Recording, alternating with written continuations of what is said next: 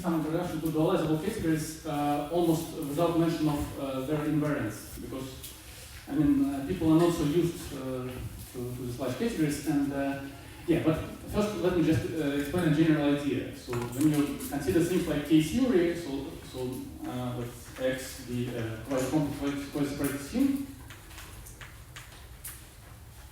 So you can associate two categories with it, like one of them, well, at least two categories. One of them is like perfect complexes, and another is large derived category with quasi-coherent homology. Like these categories actually recover each other. So this is if you consider them as infinity categories, this is basically incompletion of perfect complexes, and this is compact objects. This is compact objects in the quasi-coherent derived category. Just depending on what you're interested in, you can consider any of these categories, but depending on particular problem you're working on. But if you're interested in invariants like K-theory, homology, or topological quotient homology, these are basically invariants of the small category. And if you try to compute them for the large category, even if you ignore static issues, basically you get zero by the usual Ellenberg-Swindle argument. And but the idea is that you can still try to understand.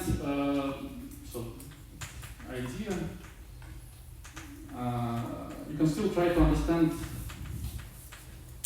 K-theory of X in terms of the large category.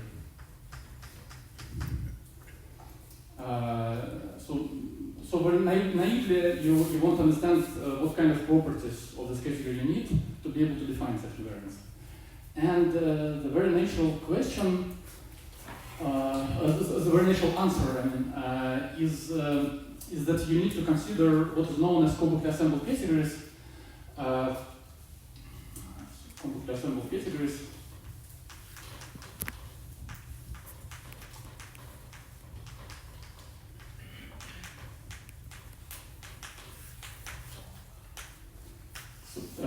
So this is, in this generality is due to Lurie, but also for ordinary categories it is due to Joel and Jones-Stone.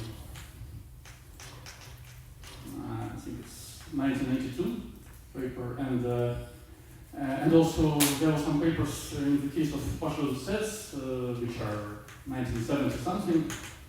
So this is kind of goes. Like 50 years ago, so basically the idea is very simple, that if C is incompletion of some category, then essentially by definition, for any X in C, we have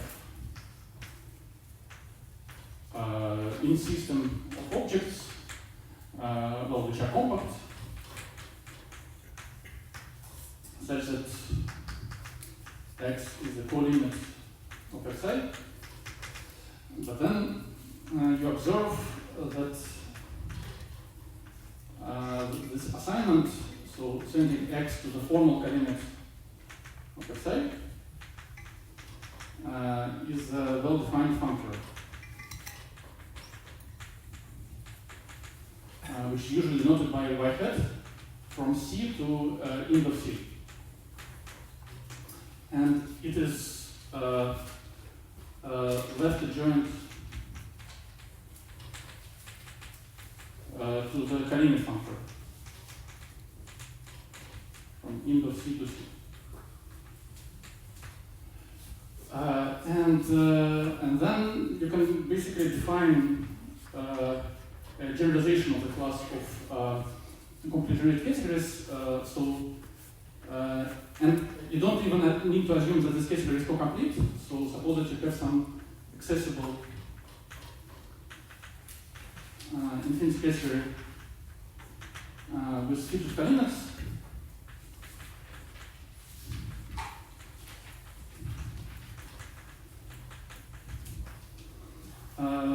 Then C is completely assembled if there exists this functor y hat, which is left adjoint to coordinates.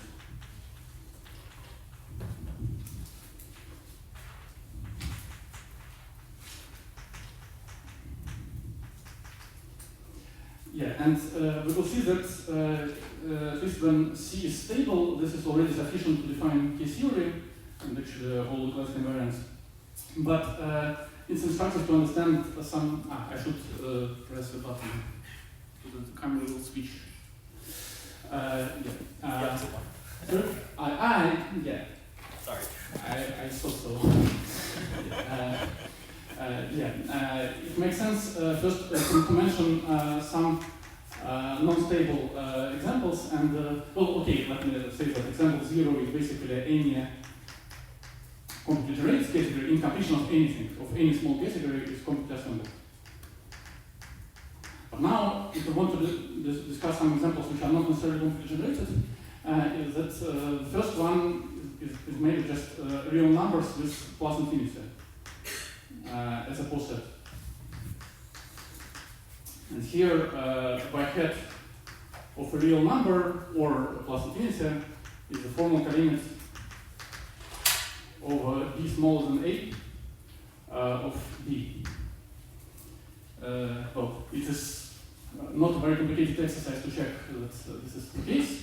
Yeah, and the second example of similar nature is that if X is locally compact closed-Dorf space,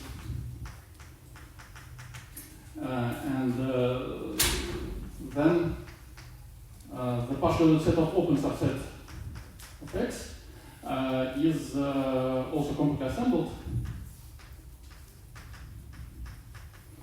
And here by hat of U is the formal coordinate of V compactly contained in U, like contained with a compact closure of V.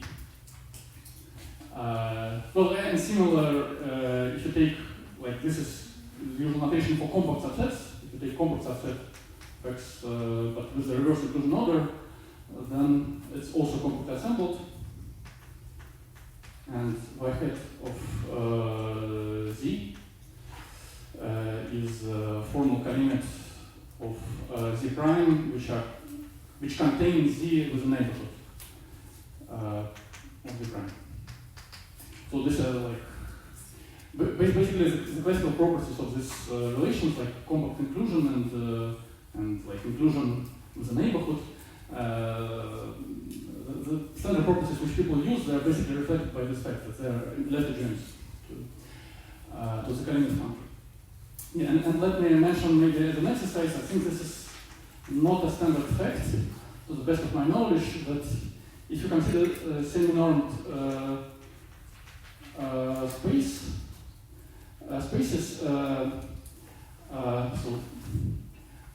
real vector spaces with the same norm,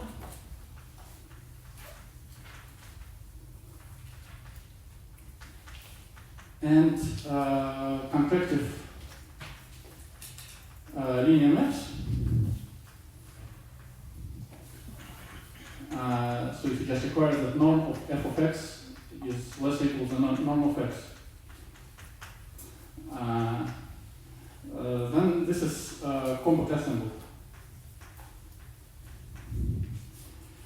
And, I mean, you can just figure out what is this y hat on generators. So y hat, if V is finite dimensional and you have an actual norm. Try to write it a tiny bit bigger. Sorry, yeah. If you have a finite dimensional space and you have an actual norm, then y hat of the space is just formal coordinate of the same spaces where the norm is multiplied by some constant which is greater than 1. The transition maps are identity.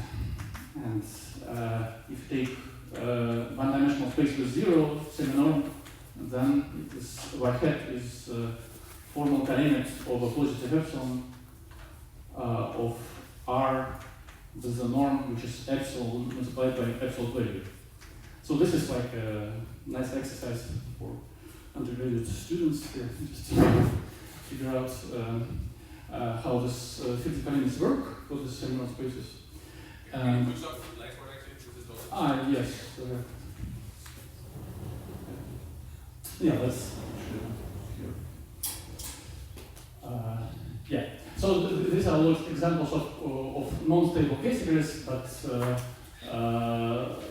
okay, let's exercise the example number 3. And then, of course, you have examples which are stable, and one of the examples which we will discuss in detail is shifts on some locally compact Holdor space. So X locally compact,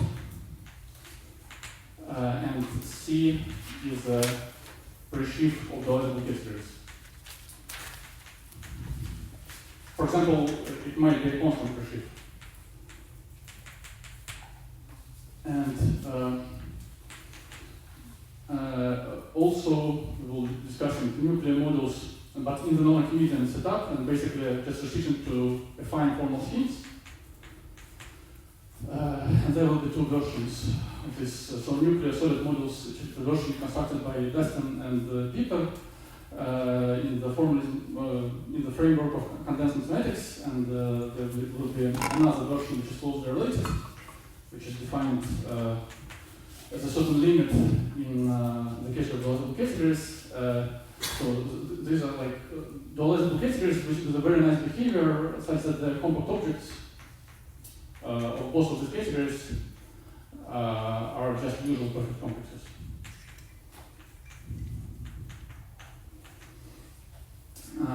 Yeah, and of course you have the example coming from almost mathematics. So if you have let's say R, let's just say a usual associative ring, and you have some ideal J, and let's for simplicity assume that J is flat, let's say as a right module, and J squared equals J. Then you as usual you have the category of almost modules, which is the quotient of the usual category of modules by modules which are annihilated by J. And then the right category of this category is the dualizable category. Well, I didn't say it, but dualizable category is just the same as compactly assembled stable category.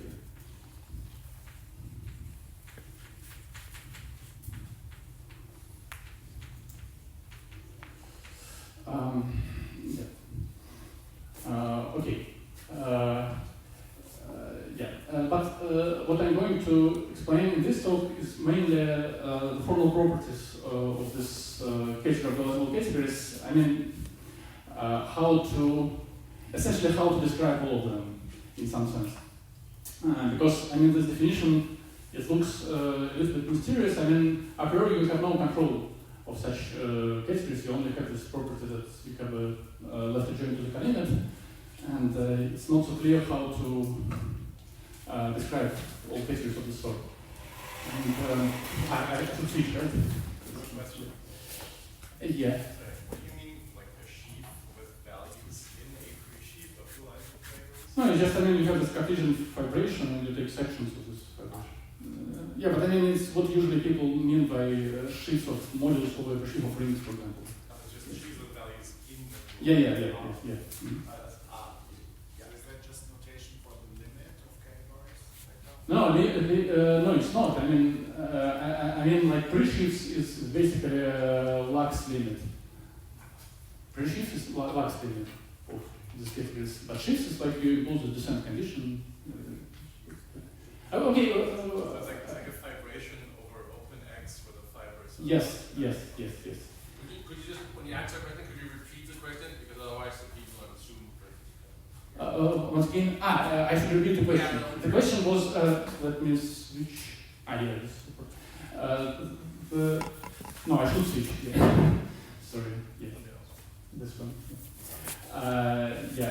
The question was about what do I mean by shifts with evolution and shift of categories, and and I said that basically pre-shifts are sections of this Cartesian vibration, and the shifts is basically you can impose the descent condition in this journey as well.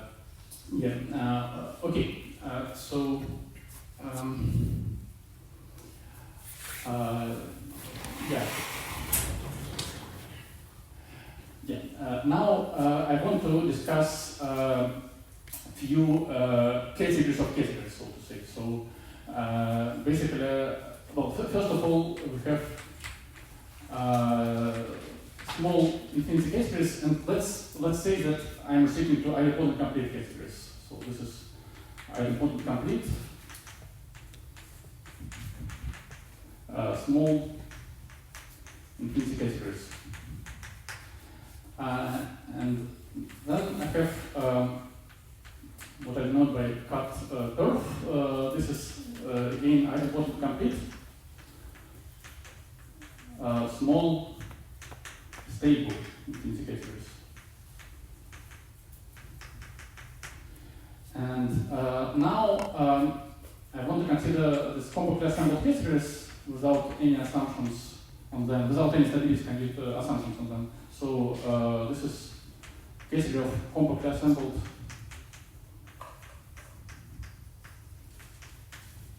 infinity categories.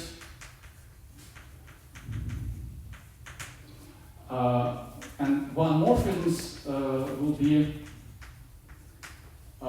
strongly continuous functors.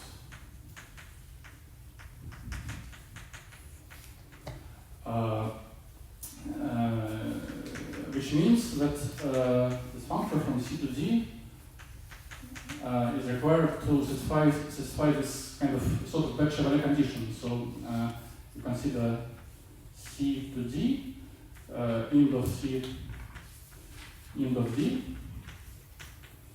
You have y hat here, have y hat here, and so this is F, this is int of F. And you're required to be, it's Lux commutative, okay, let's say that F commutes with fixed Kalinis.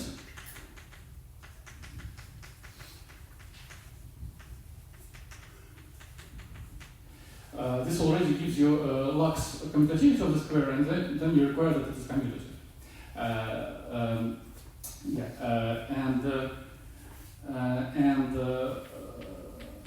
Then I will also consider the case of the lessable categories, which is also the same thing as compactly assembled stable categories and strongly continuous exact functors.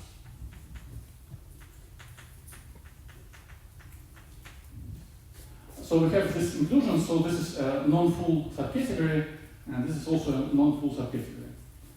And now, first I want to recall some facts about small categories, which I think are quite standard, but I'm not sure that I've seen exactly this statement written somewhere, but maybe I just didn't find it. That I think I can attribute this to Jacob. I'm sure knows about it, but I just didn't see it written. So first is that this category is generated. The category of infinity categories, let's say idempotent complete, but also the same works for non-idempotent complex, generated by the arrow, so just by the linear order set with two elements, which is a compact object.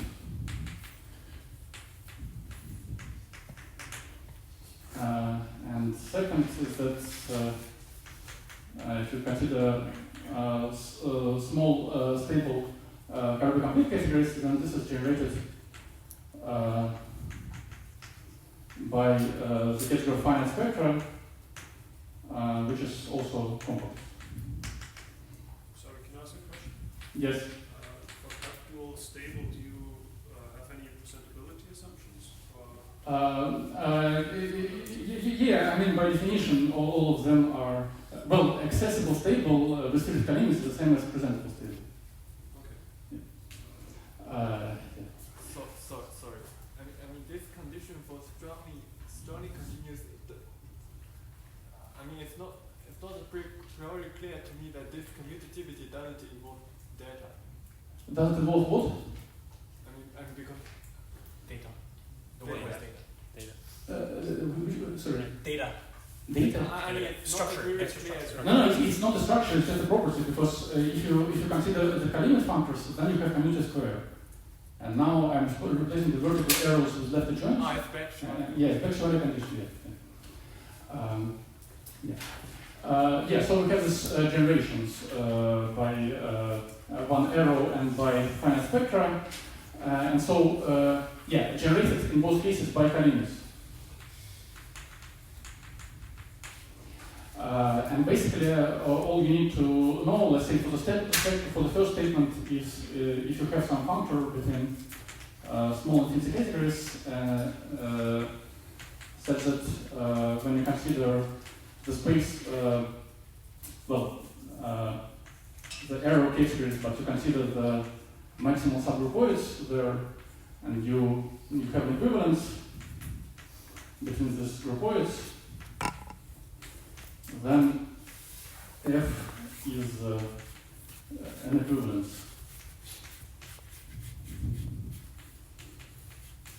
which is very easy to check. And similarly here, but here you don't even need the arrow, you just need the finite spectrum. And now I want to explain a statement which is, I think they don't teach it at school, about single statement about how to generate all compactly assembled categories and all dual categories, also by some object which you understand, and also again by a single object. And now, so the theorem will be that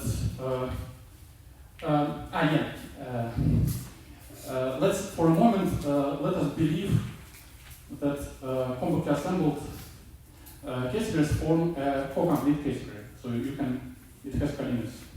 I didn't explain it, but let's for now believe that it's true, and the same applies to the categorizable categories. Both of them have Kalinins. And then the theorem is that compactly assembled categories, they're generated by Kalinins by the post set of real numbers with plus infinity. So basically this is the only object which you need to generate everything by Kalinins. And second, the case for dualizable categories is also generated by, and this object is omega 1 compact. So it's not compact, of course, but it's omega 1 compact. And the same works for dualizable categories, but now this category will be sheaves with non-negative singular support on the real line, sheaves of spectra. If you don't know what singular support is, I will recall what this category is. Yeah, and again, this object is omega 1 compact. So in particular,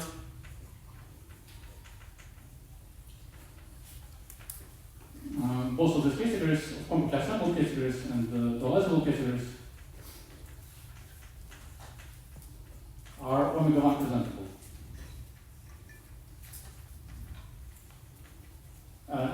originally, this statement, at least for the level cases, I think for complex assembled units. So this is due to Maxim Ramsey originally, but I think his proof doesn't give you explicit generators.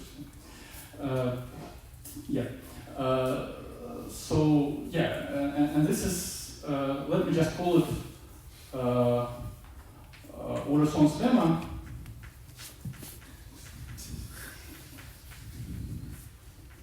And the reason why I'm doing it, sorry, no, I'm trying to guess correctly. Yes. Okay. Remark is that usual Oreson's lemma for compact Closure spaces. I mean, it is formulated for normal spaces, but let's just restrict to compact Closure spaces. Basically, it says that the opposite category of compact Closure spaces is generated by Kalinis by the unit interval, which is omega 1 compact. Can I ask something? I'm a bit confused about part 1 of this theorem. Yeah. So in PRL, posets are closed under coordinates, right? Because they're mode. So how can I build anything that's not a poset? Well, it's not PRL. It's accessible categories, and you can build. It's different, yeah. You also have a generator for presentable assembled, not stable? For presentable, not stable, if one morphism are strongly continuous right exact functors, then it will be shifts of spaces with non-negative single support. I think in the current version of the paper, which is on the archive, there is I made some erroneous claim about that, which I have to correct, but yeah, the correct thing is shifts of spaces on the real line. Okay, so this is like a statement for compact Closure spaces, and we will see that there are a lot of analogies between the categories of the lizable categories, compact assembled categories, and the usual category, opposite category of compact Closure spaces. Such that compact generated categories are corresponding to profile sets. And you can actually find out that there is a deep analogy between this. Okay, so let's explain how this works. So first, I need to make a comment. Okay, first I need to check how much time do I have. Half an hour. First, I need to make a comment about how to see that this category is co-complete. Well, I will not prove it, but let me just formulate a fact, which you can try to check, that the category of compactly assembled categories is just equivalent to the category of dualizable, non-stable presentable categories. So these are like dualizable objects in PRA, but PRA, I mean non-stable, just presentable categories. And one morphisms are functors such that right adjoint is Kalinin preserving. So it's not only a fictive Kalinin preserving, but actually Kalinin preserving. And if you restrict to compactly generated categories, then basically incompletion of some category corresponds to a preshift of spaces on this category. Formally, in general, if you have some compactly assembled category C, then it goes to functors from C opposite to spaces which are commute with coefficient limits.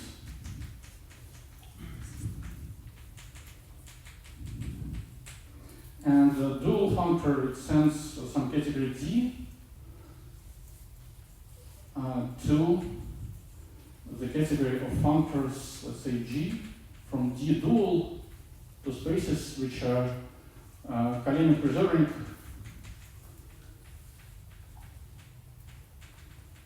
and left exact.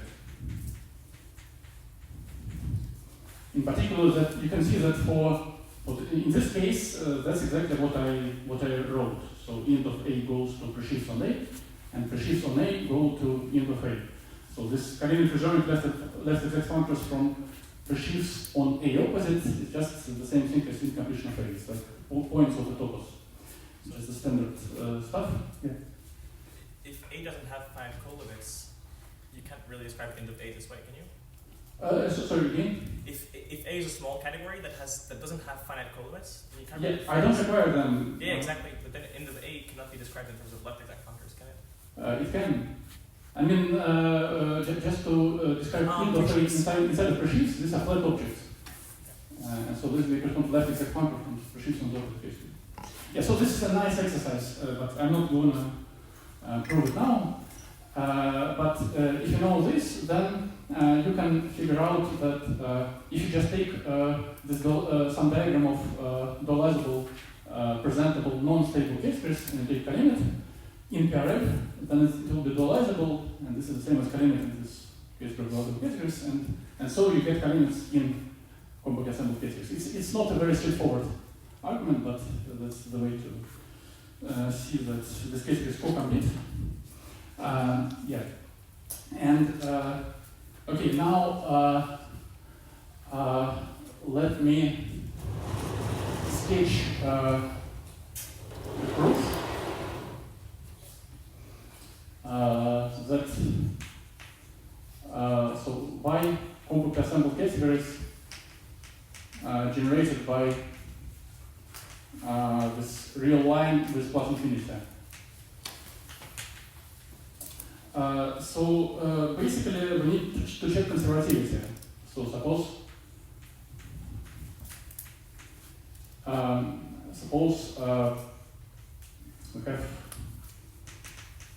we have f from C to D strongly continuous, such that when you take strongly continuous functors from R with plus infinity to C, and you take the groupoid, the space of such functors, and this turns out to be equivalent to the space of strongly continuous functors from R with plus infinity to G, then we want to see that F is equivalent.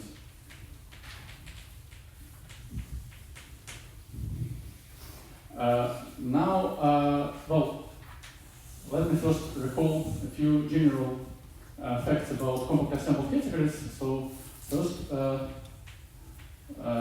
proposition that any compactly assembled category is omega 1 accessible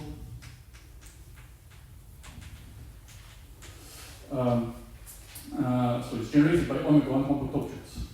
And basically, so you take, so sketch. Again, we don't assume completeness. We assume only that it is compactly assembled with fixed, so it has fixed columns, but not necessarily finite columns. And the sketch is you take some object x, so you have y hat of x is the formal coordinate of some diagram xi, and basically you just observe that x is a coordinate of all functions from all the preserving functions from natural numbers to I. Let's suppose for simplicity that I runs through a directed partial set. Sorry to interrupt you. Yes. Can you clarify this loop thing? So you have functors from wheels to C, and then you take group core?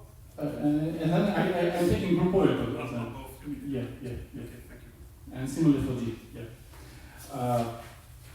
Yeah. So I'm taking y hat of x. This is some formal colimit of xi, and now x is also the colimit over all order preserving functions from natural numbers to I of colimits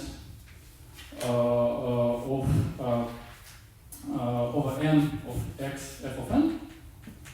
But now I can restrict only to those functions, only to those functions such that each map,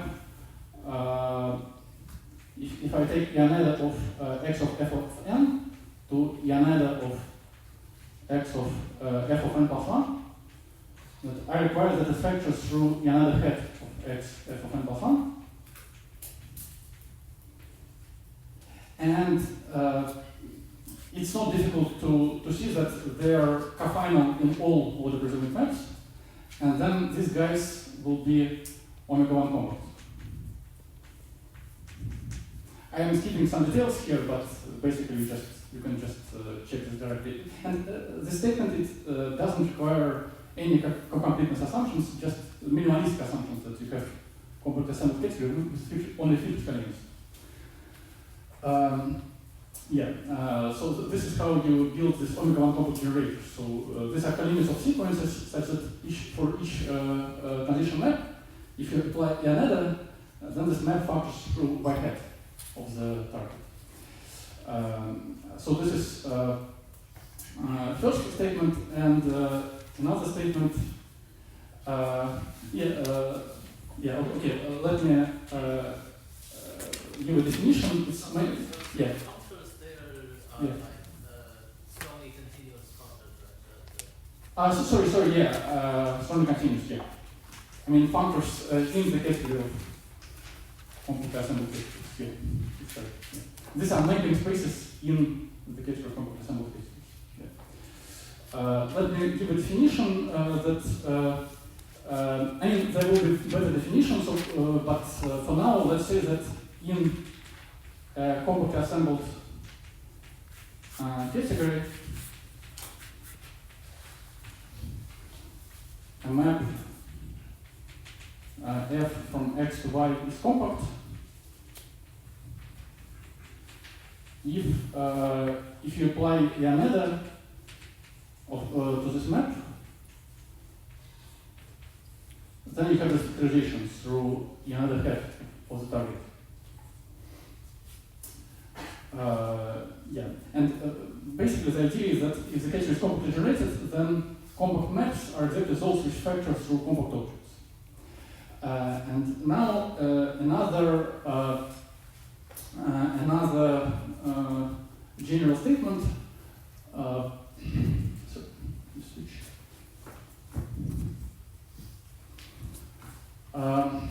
Another general statement about compactly assembled categories is that any compact map is a composition of two compact maps. So lemma, if C is compactly assembled, you have a compact map.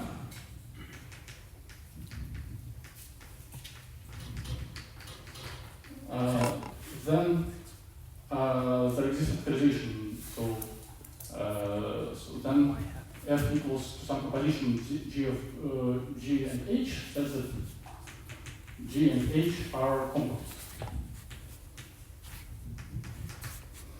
And this is also very easy to see. That basically, so we have some map from Yaneda of X. So suppose that Yaneda of Y is the formal colimit of some yi.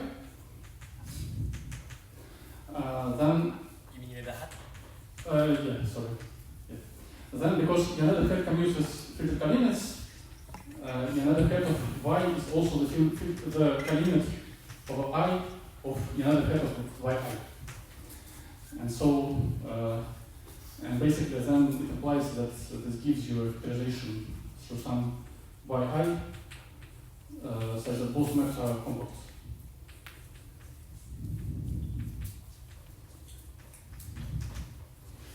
Yeah. Okay. And now, using this, you can already prove that extended real line generates the catcher of completely assembled categories, and basically it's kind of a problem for mathematical linears. I don't know. It's just a little trick. So basically, first you observe that the strongly continuous functors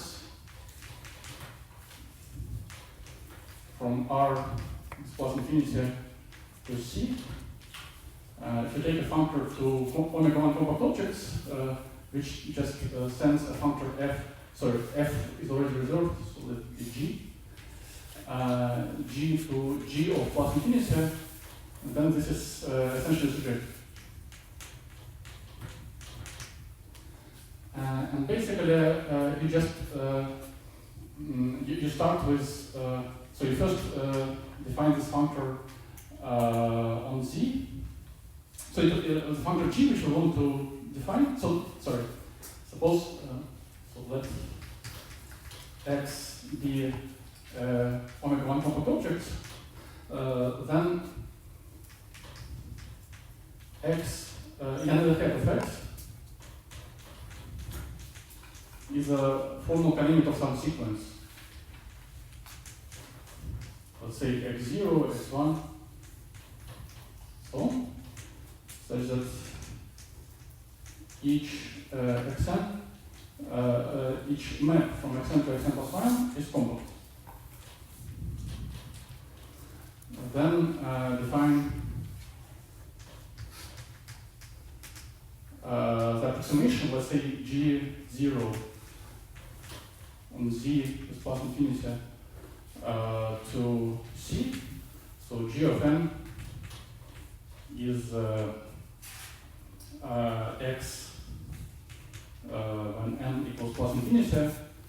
It's xn if n is non-negative, and it's 0 when n is negative. And then inductively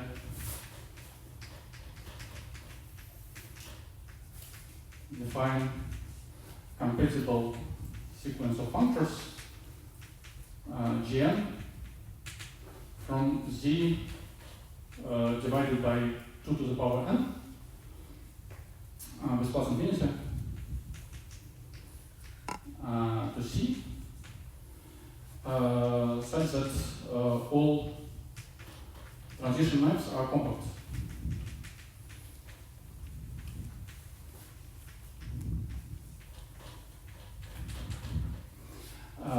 Then you so we obtain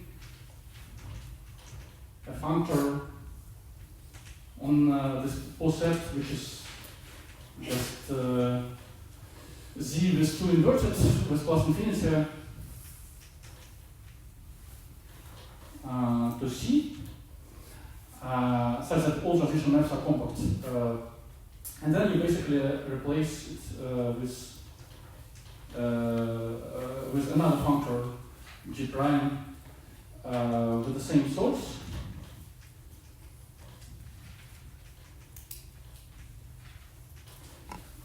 Such that G prime of A is the coordinate over B smaller than A of G prime of B. And then take left Kahn extension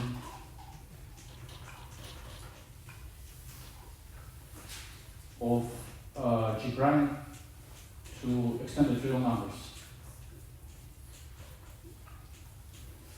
And this, so we get strongly continuous functor H from extended real numbers to C, such that H of plus infinity equals X. Okay, this is just pretty straightforward. Basically, we only use these facts that compact maps, any compact map is a composition of two compact maps. Can you look at the blackboard a little bit? Yeah, I will just need another. In the big box here? No, use a Japanese chalk. That's better. This one? Which one? Ah, this one. Okay. Should I move it up? Yeah. What's the difference between G and G prime? So by Sorry? as written, they start from the same thing. So sorry. No, this will be true, but definition, of course, is not this. Okay, you're right. Thank you. Okay. And now, and then I extend, take that kind of extension of this G prime to the whole real line, this plus infinity. Okay, so this is this shows that this function is essentially surjective. And now we can actually prove this conservativity statement which we wanted. So assuming that we have equivalence of spaces, then F is equivalence. And let me press the button.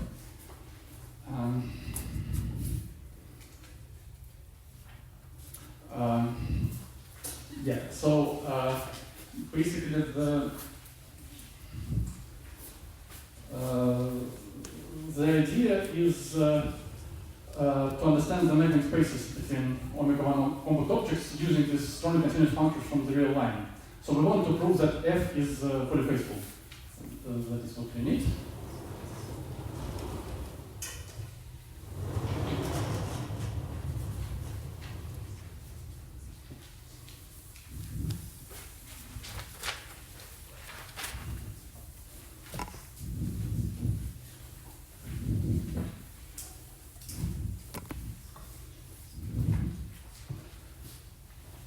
So for F as above, where above literally means on this board, above, yeah. So we already know that F is essentially surjective. That F, when restricted to omega-1 compact objects, then this functor is essentially surjective.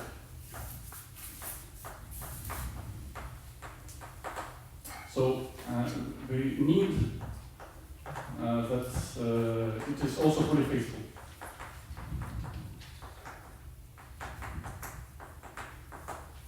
And now the idea is the following. So we take this space of strongly continuous functors from extended real numbers to C, and take the fiber. So we take the map of spaces from here to functors from, again, strongly continuous, from non-positive real numbers to C, and these are all spaces of functors, and also the space of strongly continuous functors from strictly positive real numbers with plus infinity to C. And so we just take the fiber over some pair of functors, GH.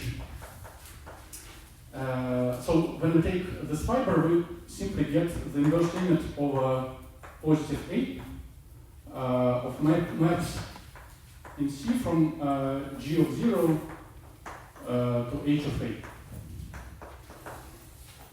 This is clear.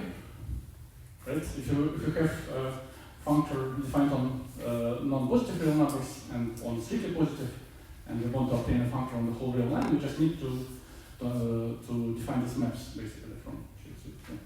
And now this is actually already sufficient because all these partial sets are all of course isomorphic to each other. So we have we assume the conservativity, so we get so in particular we get equivalence between this limit over positive A of maps from G of 0 to H of A.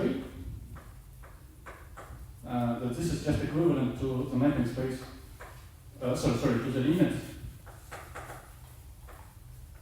of the mapping spaces from F of G of 0 to f of h of a, inverse limit everywhere. Yeah, and now we simply deduce the Fourier faithfulness. So given strongly continuous functors G and H on the extended real line to C, we get that the matrix space from G of plus infinity to H of plus infinity is the same as limit over inverse limit over A,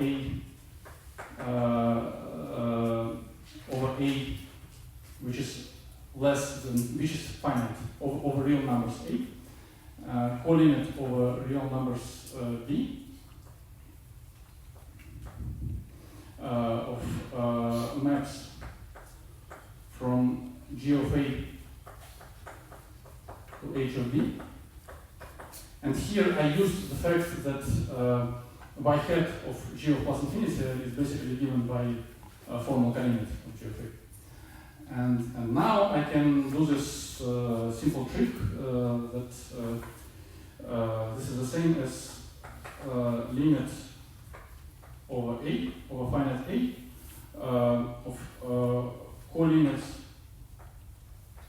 over finite B. And now I'm replacing this map from G of A to H of B with the inverse limit over C bigger than B of maps from G of A to H of C. And now, because I have this kind of conservative statement that for this weird limits, when I apply F everywhere, I get equivalence. So this is maps by equivalence to a limit over A, co-limit over B, limit over C greater than B, maps in D, f of G of A, to f of H of C. And then just by the same arguments, I get this equivalent to maps maps in D from f of H of f of G of plus infinity to f of H of plus infinity. And because we know that any omega 1 compact objects can be represented as image of plus infinity something, so we conclude that f omega 1 is fully faithful. So I think this is the real Urson's lemma. So yeah, I mean, basically with this plausible computational categories, you sometimes feel that you're doing analysis, and basically you do. So that's kind of the point. Yeah, that's it's sort of specification of analysis. Is there any reason you moved to the real numbers and didn't stick with dyadics? No, I mean I want computational category and real numbers with plus infinity is computational category because at least it has fixed limits, and rational numbers don't have fixed limits. Yeah. But basically, yeah, I could use restriction to rational numbers and then just that can extend to real numbers. Yeah. Okay, so this is the statement that computational categories are generated by extended real line, and then let me very briefly explain what happens with dolizable categories, because this non-stable result actually implies the result for dolizable categories. So you have this inclusion of, non-fully faithful inclusion of dolizable categories into this category of computational categories. So it has a left adjoint, which I call continuous stabilization. from completely assembled categories to dializable categories. And basically it sends C to functors from C opposite to spectra, which commute with coefficient limits.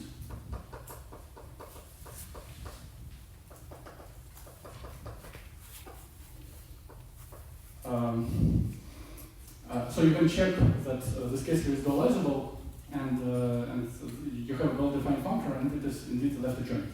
For example, by constructing unit and k-unit of this junction. And but also this functor is inclusion functor is conservative, and it commutes with future parameters.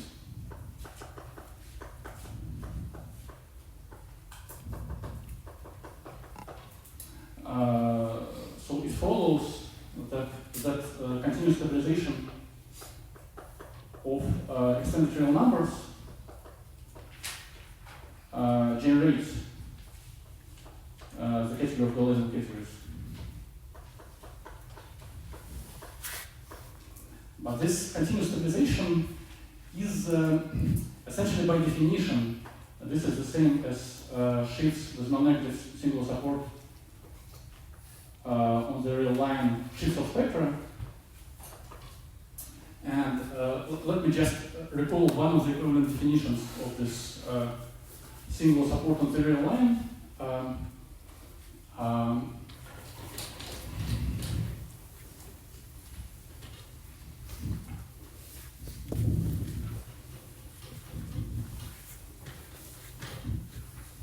Sorry. Yes. So previously you mentioned a function, maybe an equivalent from compactly assembled guys to dualizable guys in Dualizable non-stable. In the yes, non-stable. Yeah. Just in terms of this, is this stabilization easy to see if you replace the source by that? Oh, yeah, sure. I mean, you have also this left adjoint to the inclusion of stable presentable into non-stable presentable. Yeah, you have the stabilization in the presentable setup, and you can, it's just a combination. Yeah, I mean that stabilization, is that the same as the usual stabilization? Yeah, it depends on what you call usual, but yeah,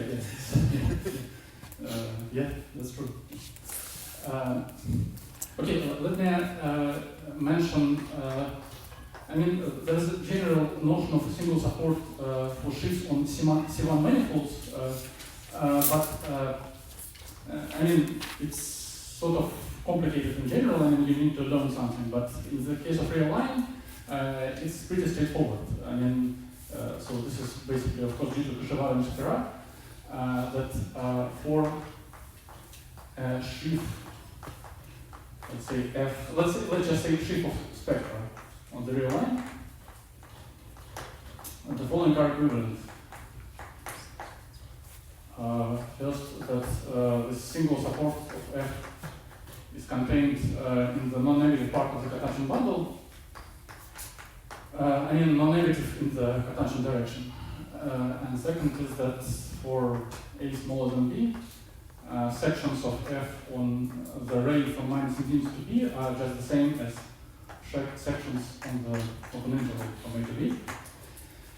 And so corollary of this is that you only need to define the shift on this rays, and you basically see that shifts with non-negative single support spectra. This is the same thing as this is just equivalent to functors, well, contravariant functors from. Okay, let's just say the real line without plus infinity, but contravariant functors to spectra.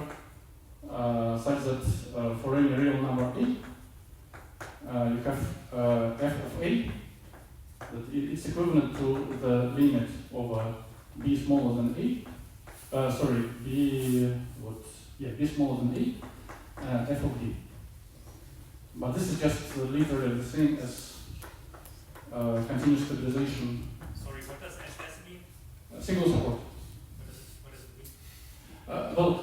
As I said, there is a general notion on symmetric manifolds, and I'm not defining the general notion, but I'm just saying that in this case you can use it as a definition, that the condition that it's contained in the non-negative part of the. Can you write it out in words? Sorry? Can you write it out in words? Yeah, this is single support. Singular support. Yes, also called micro support.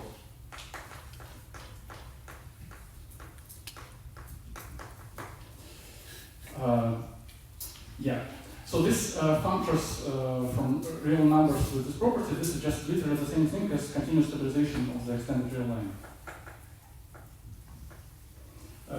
essentially by definition.